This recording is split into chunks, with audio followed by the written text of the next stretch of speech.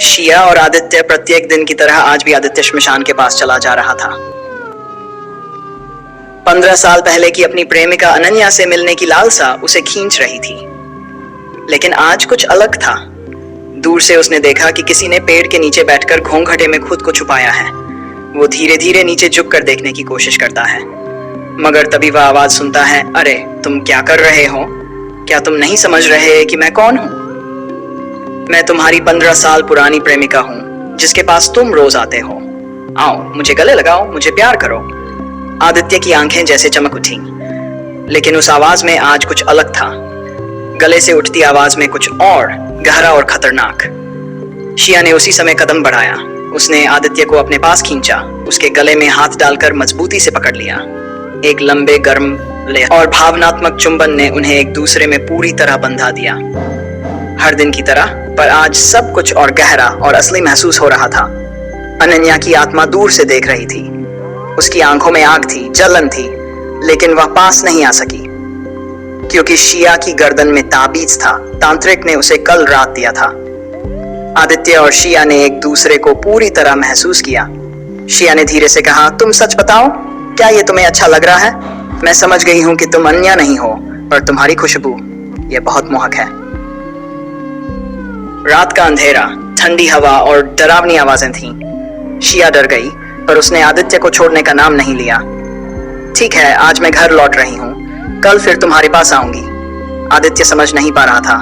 वह अभी भी महसूस कर रहा था कि उसकी पत्नी शिया, उसकी असली मोहब्बत, उसके सामने है।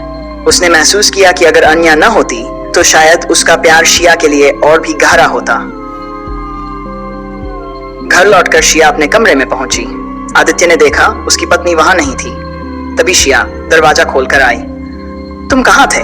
मैं थोड़ी देर से तुम्हें नहीं देख रही थी। आदित्य मुस्कुराया, मैं थोड़ी देर वहां गया था। वे दोनों थोड़ी देर हंसी मजाक के बाद सोने चले गए। शिया ने आदित्य के शरीर के पास हाथ रखा। आदित्य ने हल्का सा खींचा। शिया मुस्कुराई, आज तुमने मुझे पूरी तरह महसूस कराया। सुबह शिया अपने पेट में अजीब सी हल्की पीड़ा महसूस करने लगी। पीड़ा ऐसी कि मानो 6 महीने का बच्चा पेट में हो, जबकि वास्तव में ऐसा नहीं हो सकता। पूरे दिन उसने इसे महसूस किया, हर पल में कुछ हलचल। वह समझ नहीं पा रही थी कि यह कैसे संभव हुआ। शाम को फिर शिया उसी पेट के नीचे बैठी। पेट की हलचल अभी भी थी। आदित्य वहां आया। शिया ने अपने हाथ से उसे पास बुलाया और उसे अपने पास खींचा। उसकी आंखों में भावनाओं का तूफान था। तुम कौन हो? कल जो आई थी नहीं थी? आदित्य ने पूछा। शिया ने मुस्कुराते हुए कहा, तुम्हारे पास होने का एहसास ही अब सब कुछ है।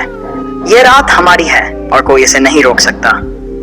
पड़ोस में अनन्या की आत्मा जल रही थी, पर पास आने से वंचित।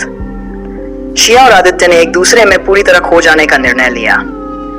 रात का अंधेरा, रहस्य, रोमांस और प्यार, सब कुछ उनके लिए एक अद्भुत अनुभव बन गया।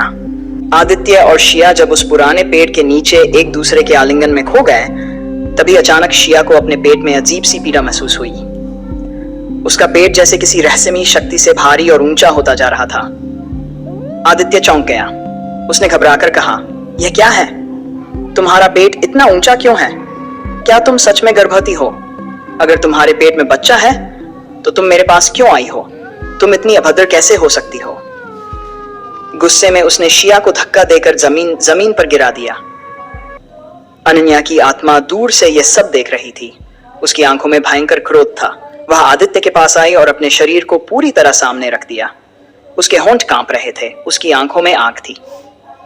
उसी समय जमीन पर गिरी शिया उठी। उसने अपना घूंघट हटाया और कांपती आवाज में बोली, आदित्य, मैं तुम्हारी पत्नी हूं।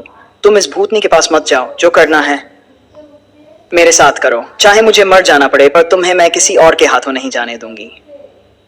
आदित्य हक्का बक्का रह गया। अगर तुम मेरी पत्नी हो तो तुम्हारा पेट इतना बड़ा क्यों है? यह रहस्य क्या है? शिया रोते हुए आदित्य को गले लग गई। मुझे मत छोड़ो, मैं सिर्फ तुम्हारी हूं। आदित्य का दिल पिघल गया। उसने शिया को कसकर पकड़ लिया। दोनों फिर से प्रेम में लिप्त हो गए। लेकिन तभी अनन्या की आत्मा जोर से चीख उठी। उसके क्रोध से चारों ओर ठंडी हवाएं चलने लगीं। पेड़ों की शाखाएं कांपने लगीं। रात का अंधेरा और भी डरावना हो गया। दोस्तों, यही था तीसरे भाग का अंत। अब सवाल यह है, क्या शिया के पेट में सचमुच कोई बच्चा पल रहा है या ये भूतनी की कोई नई चाल है? सच्चाई जानने के लिए इंतजार कीजिए चौथे भाग का। अगर आपको यह कहानी पसंद आई हो तो लाइक कीजिए, सब्सक्राइब कीजिए और बेल आइकन दबाना मत भूलिएगा।